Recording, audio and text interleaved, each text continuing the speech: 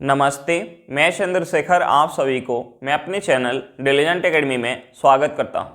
हम लोग बिहार एसएससी के लिए एक मैथ का सीरीज स्टार्ट किए थे, जिसमें हम लोग प्रत्येक दिन बिहार एसएससी में आए हुए मैथ का प्रीवियस क्वेश्चन और उस पर आधारित मैथ का क्वेश्चन कर रहे हैं। चलिए आज उस सीरीज में हम लोग आगे की तरफ चलते हैं। इससे पहले अगर आप मेरे चैनल पर नए हो तो चैनल को सब्सक्राइब कर लें और बेल आइकन को प्रेस करना बिल्कुल ना भूलें, ताकि आपको सबसे पहले लेटेस्ट नोटिफिकेशन मिलता रहे। चलिए अब हम लोग क्वेश्चन की तरफ चलते हैं। देखिए हमारा क्वेश्चन क्या दिया हुआ है। हमारा क्वेश्चन है वह छोटी से छोटी संख्या ज्ञात कीजिए जिसे 6, 9 और 15 से विभाज्य सबसे छोटी संख्या में जोड़ने पर यह एक पूर्ण वर्ग बन जाए। तो देखिए हम सबसे पहले क्या करेंगे, हम सबसे पहले 6, 9 और 15 से विभाज्य सबसे छोटी संख्या निकालेंगे। तो देखिए 6, 9 और 15 से विभाज्य सबसे छोटी संख्या निकालने के लिए हम क्या करेंगे, 6, 9 और 15 का एलसीएम निकालेंगे। जो हमारा एलसीएम निकल के आएगा वही सबसे छोटी संख्या होगा जो इन तीनों से पूरी तरीके से विभाज्य होगा। यानी हम सबसे पहले क्या करेंगे, 6, 9 और 15 का हम एलसीएम निकालेंगे। सबसे पहले क्या करेंगे, इनका एलसीएम निकालेंगे। अब देखिए हम एलसीएम निकालने के लिए क्या करते हैं, हम एलसीएम निकालने के लिए सबसे पहले सबसे बड़े नंबर का फैक्टर करते हैं। तो देखिए यहां सबसे बड़ा क्या है, 15 है। हम 15 का फैक्टर करेंगे तो ये हमारा क्या हो जाएगा, 3 गुने 5 हो जाएगा। उसके बाद हमारा क्या है, 9 है। 9 का फैक्टर क्या हो जाएगा, 3 गुने 3, एक 3 है, हमें एक 3 लेना होगा। अब देखिए उसके बाद हम 6 का फैक्टर करेंगे तो 6 का फैक्टर क्या हो जाएगा, 2 गुने 3, 3 है, हमें 2 लेना होगा।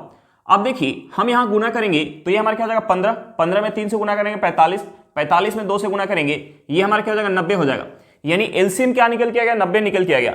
यानी वह सबसे छोटी संख्या 90 होगी जो इन तीनों से पूरी तरीके से विभाज्य होगी। और हमसे पूछ कर वह छोटी से छोटी संख्या ज्ञात कीजिए जिसे 6, 9 और 15 से विभाज्य सबसे छोटी संख्या में जोड़ने पर यह एक पूर्ण वर्ग बन जाए। तो देखिए 90 के आसपास पूर्ण वर्ग संख्या क्या होता है, 100 होता है। यानी हम इस 90 में अगर 10 ऐड करेंगे तो हमारा क्या बन जाएगा, 100 बन जाएगा। और 100 हमारा क्या होगा, एक पूर्ण वर्ग संख्या होगा। यानी सबसे छोटी संख्या हमारी क्या होगी, 10 होगी। सबसे छोटी संख्या क्या होगी, 10 होगी, जो 6, 9 और 15 से विभाज्य सबसे छोटी संख्या में जोड़ने पर एक पूर्ण वर्ग संख्या बन जाएगी। हमारा आंसर क्या निकल के आ गया, 10 निकल के आ गया। चलिए क्वेश्चन समझ में आ गया होगा, नेक्स्ट क्वेश्चन पे चलते हैं। देखिए हमारा क्वेश्चन क्या दिया हुआ है। हमारा क्वेश्चन है 3 अंकों की वह बड़ी से बड़ी संख्या ज्ञात कीजिए जिसे 3, 4, 5 और 8 से विभाजित करने पर प्रत्येक स्थिति में शेषफल 2 बचे। तो देखिए हम सबसे पहले क्या करेंगे, हम जिससे विभाजित कर रहे हैं हम उसका एलसीएम निकालेंगे। देखिए हम यहाँ विभाजित किससे करें, हम यहाँ विभाजित कर रहे हैं 3 से, 4 से, 5 से और 8 से विभाजित करें। तो हम सबसे पहले इन चारों संख्या का एलसीएम निकालेंगे। अब देखिए हम एलसीएम निकालने के लिए क्या करते हैं, एलसीएम निकालने के लिए हम सबसे पहले सबसे बड़े नंबर का फैक्टर करते हैं। देखिए सबसे बड़ा क्या है, 8 है। हम 8 का फैक्टर करेंगे तो 8 का फैक्टर क्या हो जाएगा, 2 गुने 2 हो जाएगा। उसके बाद हम 5 का फैक्टर करेंगे तो 5 का फैक्टर क्या हो जाएगा, 5 हो जाएगा। 5 का फैक्टर क्या हो जाएगा, 5 हो जाएगा। उसके बाद हम 4 का फैक्टर करेंगे तो 4 का फैक्टर क्या हो जाएगा, 2 गुने 2 है। उसके बाद हम 3 का फैक्टर करेंगे तो 3 का फैक्टर क्या हो जाएगा, 3 हो जाएगा। अब देखिए हम यहाँ गुना करेंगे तो हमारा एलसीएम निकल के आ जाएगा। हम यहाँ गुना करेंगे तो ये हमारा हो जाएगा 8 में 5 से गुना करेंगे 40 हो जाएगा। 40 में हम 3 से गुना करेंगे तो ये हमारा क्या हो जाएगा, 120 हो जाएगा। यानी एलसीएम क्या निकल के आ गया, 120 निकल के आ गया। और हमसे पूछ रहा है 3 अंकों की बड़ी से बड़ी संख्या जो इन सभी से विभाजित करने पर शेष क्या बचे, 2 बचे। तो देखिए अगर हम इन सभी से विभाजित करेंगे तो हमारा शेष 2 बचेगा, तो इनके एलसीएम से भी विभाजित करेंगे तो हमारा शेष 2 ही बचेगा। तो देखिए 3 अंकों की सबसे बड़ी संख्या क्या होती है, 3 अंकों की सबसे बड़ी संख्या होती है 999। तो देखिए 999 के आसपास 120 से विभाजित होने वाली बड़ी से बड़ी संख्या क्या होगी। तो देखिए 120 में अगर हम 9 से गुना करेंगे तो ये हमारा क्या हो जाएगा, 1080 हो जाएगा। हम इसमें अगर 8 से गुना करेंगे तो ये हमारा क्या हो जाएगा, 120 में अगर हम 8 से गुना करेंगे तो ये हमारा क्या हो जाएगा, 960 हो जाएगा। यानी 960 3 अंकों की बड़ी से बड़ी संख्या होगी जो इन सभी से पूरी तरीके से विभाजित होगी। इनके एलसीएम से अगर पूरी तरीके से विभाजित हो रही है यानी इन सभी से पूरी तरीके से विभाजित होगी। लेकिन हमसे पूछ क्या रहे, 3 अंकों की बड़ी से बड़ी संख्या जो इन सभी से विभाजित करने पर शेष हमारा क्या बचे, 2 बचे। तो हम क्या करेंगे, इन सभी से विभाजित होने वाली 3 अंकों की बड़ी संख्या क्या है, 960 है। तो हम इसमें 2 ऐड कर देंगे तो हमें वह संख्या प्राप्त हो जाएगा। यानी वह संख्या क्या होगी, 962 होगी। वह संख्या क्या होगी, 962 होगी, जो इन सभी से विभाजित करने पर शेष प्रत्येक स्थिति में क्या बचेगा, 2 बचेगा। हमारा आंसर क्या निकल के आ गया, 962 निकल के आ गया। चलिए क्वेश्चन समझ में आ गया होगा, नेक्स्ट क्वेश्चन पे चलते हैं। देखिए हमारा बोर्ड मास के ऊपर आधारित सिंप्लीफिकेशन दिया हुआ है, हम इस सिंप्लीफिकेशन को सॉल्व करते हैं। अब देखिए हम बोर्ड मास में सबसे पहले हम ब्रैकेट के अंदर का काम करते हैं, तो यहां हम सबसे पहले ब्रैकेट के अंदर का काम करेंगे। तो देखिए 15 में से अगर हम 5 माइनस करेंगे तो ये हमारा क्या हो जाएगा, 10 हो जाएगा। 10 में हम 2 से भाग देंगे तो ये हमारा क्या हो जाएगा, 5 हो जाएगा। 25 में से अगर हम 5 माइनस करेंगे तो ये हमारा क्या हो जाएगा, 20 हो जाएगा। अब देखिए 26 में से हम 20 माइनस करेंगे तो ये हमारा क्या हो जाएगा, 6 हो जाएगा। यानी यहां से हमारा हो जाएगा 18 भागे 6 का 12 प्लस 2 माइनस 2 भागे 4 गुने 16। अब देखिए हम सबसे पहले क्या करते हैं, ऑफ का यानी का हम काम करते हैं। तो देखिए हम 6 में अगर 12 से गुना करेंगे तो ये हमारा क्या हो जाएगा, 72 हो जाएगा। 72 से अगर हम 18 में भाग देंगे तो ये हमारा हो जाएगा 18/72, 18/72। यहां हमारा क्या बच गया, प्लस का 2 माइनस का 2। अब देखिए हम इसमें 4 से भाग देंगे तो ये हमारा हो जाएगा 2/4 गुने 16। अब देखिए 4 से 16 कितने बार में जाएगा, 4 बार में। 18 से 72 कितने बार में जाएगा, 4 बार में।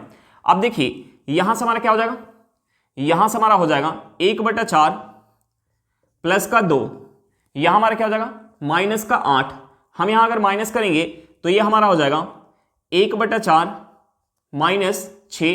हम इसे अगर माइनस करेंगे तो ये हमारा क्या हो जाएगा, ये हमारा हो जाएगा माइनस 23/4। हमारा आंसर क्या निकल के आ गया, माइनस 23/4 निकल के आ गया। चलिए क्वेश्चन समझ में आ गया होगा, नेक्स्ट क्वेश्चन पे चलते हैं। देखिए हमारा क्वेश्चन क्या दिया हुआ है, हमारा क्वेश्चन है 19 + 4 × √21 का धनात्मक वर्गमूल क्या है। हमसे पूछ के रहा है, धनात्मक वर्गमूल पूछ रहा है। अब देखिए हमें क्वेश्चन में क्या दिया हुआ है, हमें क्वेश्चन में 19 + 4 × √21 दिया हुआ है। तो देखिए हम यहां से इसे क्या लिख सकते हैं, हम इस 19 को क्या लिख सकते हैं, हम इस 19 को लिख सकते हैं √7 का स्क्वायर प्लस 2 × √3 का स्क्वायर लिख सकते हैं। अब देखिए √7 का स्क्वायर करेंगे तो ये हमारा क्या हो जाएगा, 7 हो जाएगा। 2 × √3 का स्क्वायर करेंगे तो ये हमारा क्या हो जाएगा, 12 हो जाएगा। 12 + 7 क्या हो जाएगा, 19 हो जाएगा। प्लस हम यहां से इसे लिख सकते हैं 4 × √21 को हम लिख सकते हैं 2 × √3 × √7 लिख सकते हैं। अब देखिए यहां से हमारा क्या हो जाएगा, 2 × 2 करेंगे तो ये हमारा 4 हो जाएगा। √3 × √7 करेंगे तो क्या हो जाएगा, √21 हो जाएगा। अब देखिए ये हमारा किस फॉर्म में बन गया, a² + b² + 2ab के फॉर्म में बन गया। यानी हम यहां से लिख सकते हैं a + b का होल स्क्वायर, यानी ये हमारा हो जाएगा √7 + 2 × √3 का होल स्क्वायर हो जाएगा। अब देखिए हमसे पूछ कर रहा है, इसका वर्गमूल पूछ रहा है, हमसे पूछ कर रहा है इसका वर्गमूल पूछ रहा है। तो देखिए हम इसका वर्गमूल निकालेंगे, √7 + 2 × √3 के होल स्क्वायर का हम वर्गमूल निकालेंगे तो वर्गमूल क्या निकल के आ जाएगा, वर्गमूल निकल के आ जाएगा √7 + 2 × √3। यानी हमारा आंसर क्या निकल के आ गया, √7 + 2 × √3 निकल के आ गया। चलिए क्वेश्चन समझ में आ गया होगा, नेक्स्ट क्वेश्चन पे चलते हैं। देखिए हमारा क्वेश्चन क्या दिया हुआ है, हमारा क्वेश्चन है 5 सदस्यों के एक परिवार की औसत आयु 10 वर्ष पूर्व 38 वर्ष थी। अब 2 नए सदस्य जुड़ते हैं जिनकी उम्र का अंतर 8 वर्ष है। यदि परिवार की वर्तमान औसत आयु उतनी है जितनी 10 वर्ष पहले थी तो नए सदस्यों में से छोटे सदस्य की आयु क्या है। हमसे पूछ कर रहे 2 नए सदस्य में से छोटे सदस्य की आयु पूछ रहे हैं। अब देखिए हमें क्वेश्चन में क्या दिया हुआ है, हमें क्वेश्चन में 5 सदस्य की 10 वर्ष पहले की औसत आयु दिया है। 10 वर्ष पहले का 10 वर्ष पहले का 5 सदस्य का औसत आयु हमें क्वेश्चन में कितना दिया है, 38 वर्ष दिया हुआ है। तो देखिए हम यहां से वर्तमान की औसत आयु निकाल सकते हैं 5 सदस्य का। वर्तमान का औसत आयु कितना हो जाएगा, वर्तमान का औसत आयु हो जाएगा 5 सदस्य का 10 वर्ष पहले 38 वर्ष है तो वर्तमान का कितना हो जाएगा, 48 वर्ष हो जाएगा।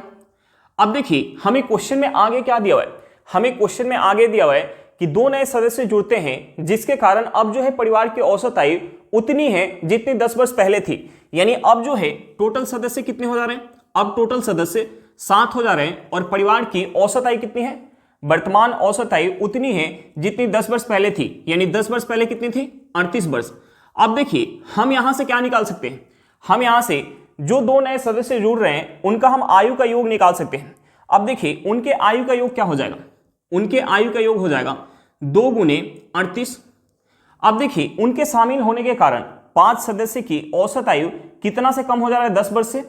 5 सदस्य का औसत आयु जो है 10 वर्ष से कम हो जा रहा है। अब देखिए इसे सॉल्व करेंगे तो यहां से हमारा क्या निकल के आ जाएगा, दो नए सदस्य की आयु का योग निकल के आ जाएगा। अब देखिए 38 में अगर हम 2 से गुना करेंगे तो ये हमारा क्या हो जाएगा, 76 हो जाएगा। 10 में 5 से गुना करेंगे तो 50 हो जाएगा। 76 में से 50 माइनस करेंगे ये हमारा क्या हो जाएगा, 26 हो जाएगा। अब देखिए हमसे पूछ रहे छोटे सदस्य की आयु। अब देखिए दोनों के आयु के बीच का अंतर हमें क्वेश्चन में क्या दिया, 8 वर्ष दिया है। तो देखिए 26 में से अगर हम 8 माइनस करेंगे तो ये हमारा क्या हो जाएगा, 18 हो जाएगा। 18 को अगर हम 2 बराबर में बांटेंगे तो ये हमारा क्या हो जाएगा, 9 हो जाएगा। यानी एक की आयु अगर 9 वर्ष होगा तो दूसरी की आयु कितना होगा, 9 + 8, यानी ये कितना हो जाएगा, ये हो जाएगा 17 वर्ष। हमसे पूछ क्या रहा था, छोटे की आयु, यानी छोटे की आयु क्या हो जाएगा, 9 वर्ष हो जाएगा। हमारा आंसर क्या निकल के आ गया, 9 वर्ष निकल के आ गया। चलिए क्वेश्चन समझ में आ गया होगा, नेक्स्ट क्वेश्चन पे चलते हैं। देखिए हमारा क्वेश्चन क्या दिया हुआ है, हमारा क्वेश्चन है दो संख्याओं का औसत 96 है। यदि छोटी संख्या में 2 जोड़ दिया जाए तो संख्याओं के बीच का अनुपात 2:3 हो जाता है। छोटी संख्या ज्ञात कीजिए। हमसे पूछ कर छोटी संख्या पूछ रहा है। तो देखिए हमने मान लिया कि एक संख्या हमारी x है और दूसरी संख्या y है, जहां x जो है y से छोटा है, जहां x जो है y से छोटा है। अब देखिए हमें क्वेश्चन में दिया हुआ है कि छोटी संख्या में 2 जोड़ दिया जाए तो संख्याओं के बीच का अनुपात 2:3 हो जाता है। यानी हम यहां से लिख सकते हैं x + 2 बटा y इक्वल टू हमारा क्या हो जाएगा, 2/3 हो जाएगा।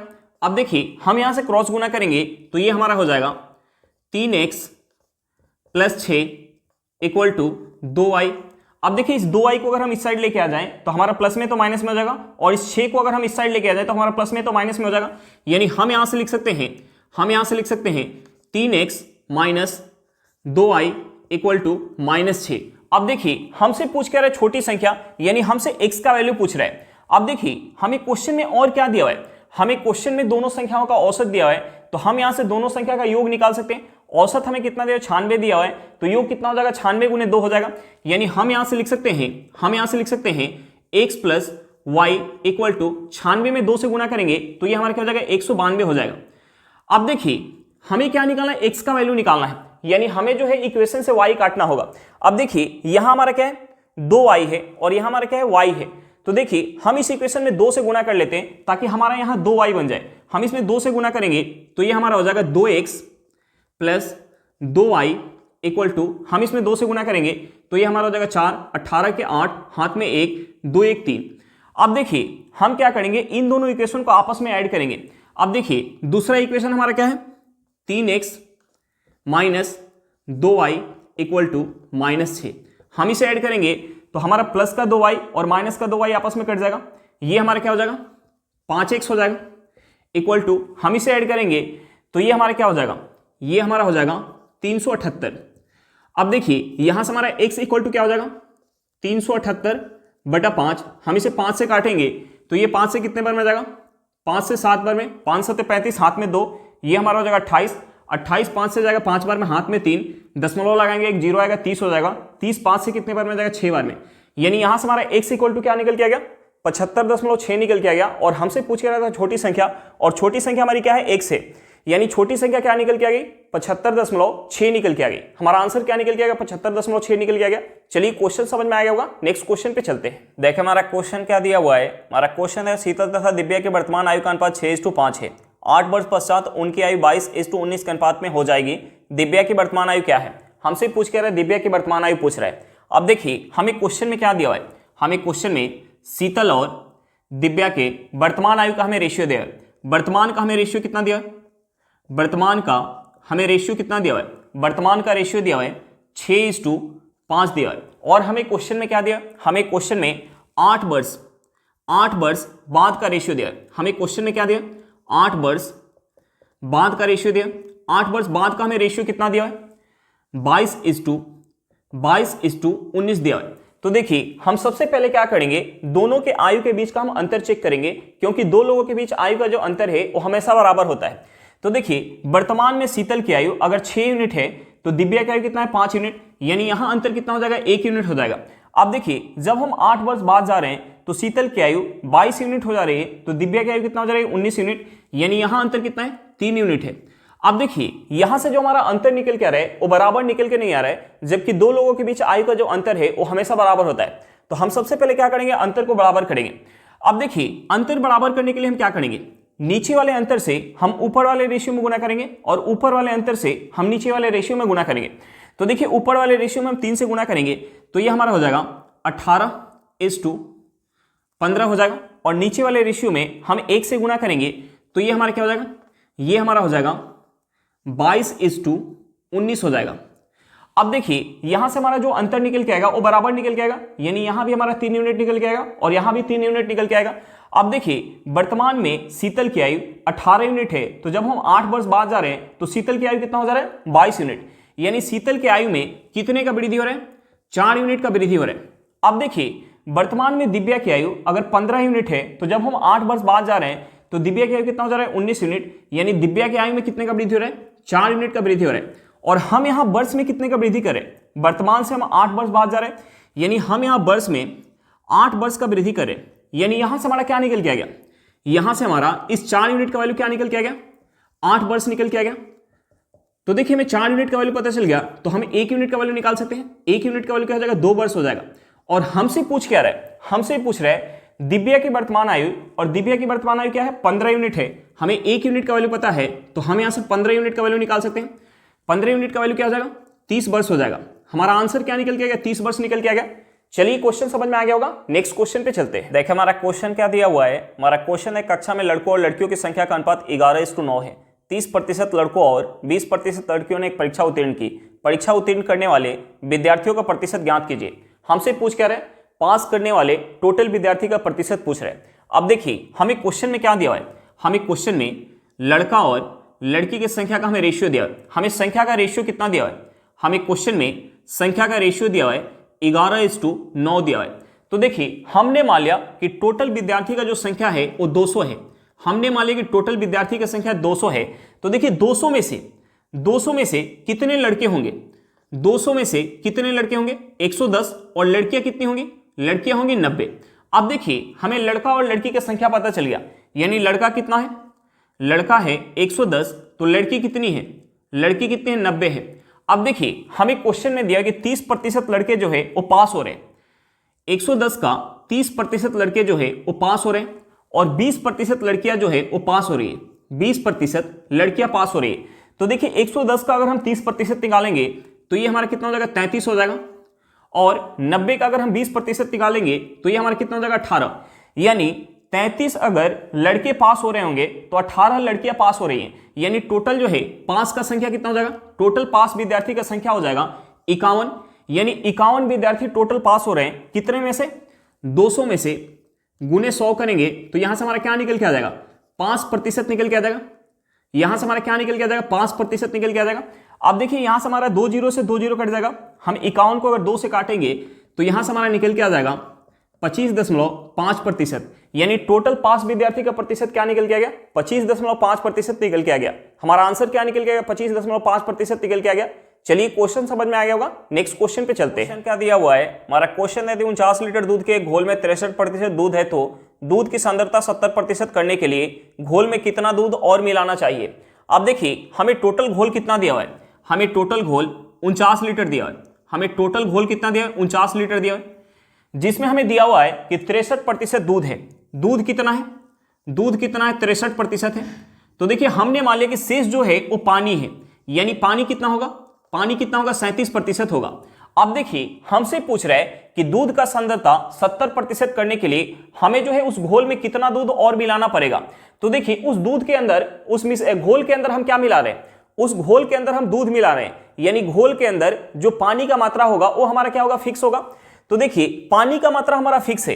तो देखिए पहले पानी कितना था, पहले पानी था 37%। जब दूध 70% हो जा रहा है तो पानी कितना हो जाएगा 30% होगा।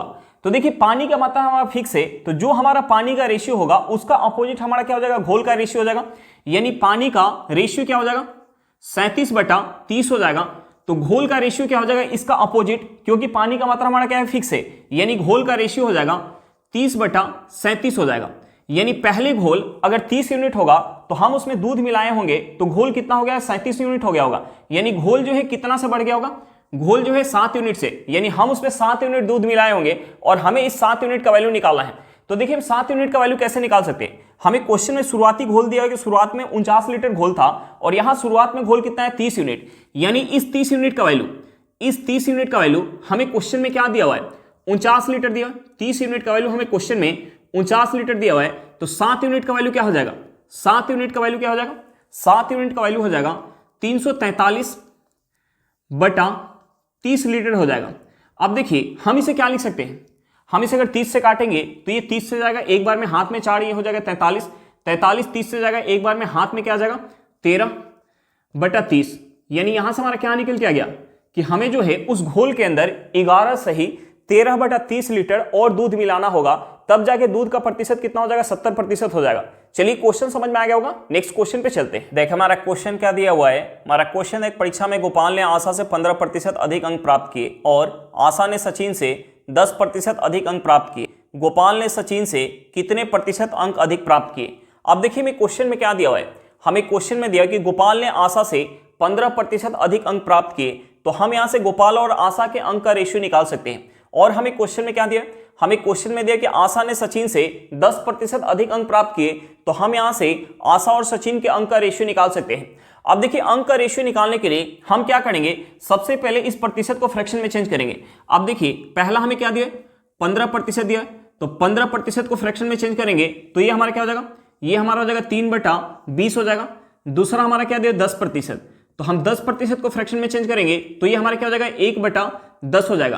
तो देखिए हम यहां से गोपाल और आशा के अंक का रेशियो निकाल सकते हैं और यहां से हम आशा और सचिन के अंक का रेशियो निकाल सकते हैं। अब देखिए मैं क्वेश्चन में दिया है कि गोपाल ने आशा से 15% अधिक अंक प्राप्त किए। यानी आशा अगर 20 यूनिट अंक प्राप्त कर रही होगी तो 20 पे 3 ज्यादा गोपाल जो है 23 यूनिट अंक प्राप्त कर रहा होगा।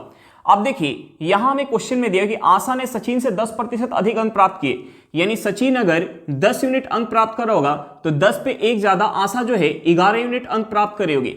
अब देखिए यहां आशा का अंक कितना है 20 यूनिट और यहां आशा का अंक कितना है 11 यूनिट। तो हम सबसे पहले आशा के अंक को बराबर करेंगे। अब देखिए इस 20 और 11 को बराबर करने के लिए हम क्या कर सकते हैं, अगर इस 20 में हम 11 से गुना कर लें और इस 11 में अगर हम 20 से गुना कर लें तो ये दोनों बराबर हो जाएगा। अगर हम यहाँ 11 से गुना करेंगे तो हमें इस रेशियो में 11 से गुना करना पड़ेगा। अब देखिए हम इस रेशियो में अगर 11 से गुना करेंगे, तो ये हमारा क्या हो जाएगा, 23 में अगर हम 11 से गुना करेंगे तो ये हमारा हो जाएगा 253। उसके बाद हम 20 में 11 से गुना करेंगे तो ये हमारा क्या हो जाएगा 220 हो जाएगा। अब देखिए हम यहाँ क्या चीज से गुना करेंगे, हम यहाँ 20 से गुना करेंगे तो हमें इस रेशियो में 20 से गुना करना पड़ेगा। हम इस रेशियो में 20 से गुना करेंगे तो ये हमारा हो जाएगा 220/200 हो जाएगा। अब देखिए अगर गोपाल को 253 यूनिट अंक प्राप्त हो रहा होगा तो आशा को कितना प्राप्त हो रहा होगा 220 यूनिट, और आशा को अगर 220 यूनिट अंक प्राप्त हो रहा होगा तो सचिन को कितना अंक प्राप्त हो रहा होगा 200 यूनिट। अब देखिए हमसे पूछ रहा है कि गोपाल ने सचिन से कितने प्रतिशत अंक अधिक प्राप्त किए। तो देखिए गोपाल जो है सचिन से कितना अधिक अंक प्राप्त कर रहा है, 53 अंक किससे, सचिन से। गुने 100 करेंगे तो यहां से हमारा प्रतिशत निकल के आ जाएगा, गुने 100 करेंगे तो यहां से हमारा क्या निकल के आ जाएगा, प्रतिशत निकल के आ जाएगा। अब देखिए यहां से हमारा 2 जीरो से 2 जीरो कट जाएगा, यहां से हमारा क्या निकल के आ जाएगा 53/2%। हम इसे क्या लिख सकते हैं, हम इसे लिख सकते हैं 26.5%। यानी हमारा आंसर क्या निकल के आ गया 26.5% निकल के आ गया। चलिए क्वेश्चन समझ में आ गया होगा। आज के लिए इतना ही, फिर मिलते हैं नेक्स्ट क्लास में। अगर क्लास अच्छा लगे तो क्लास को लाइक करिएगा, अगर आप मेरे चैनल पर नए हो तो चैनल को सब्सक्राइब करिएगा और क्लास को अपने दोस्तों के साथ शेयर करना बिल्कुल मत भूलिएगा। चलिए बाय बाय।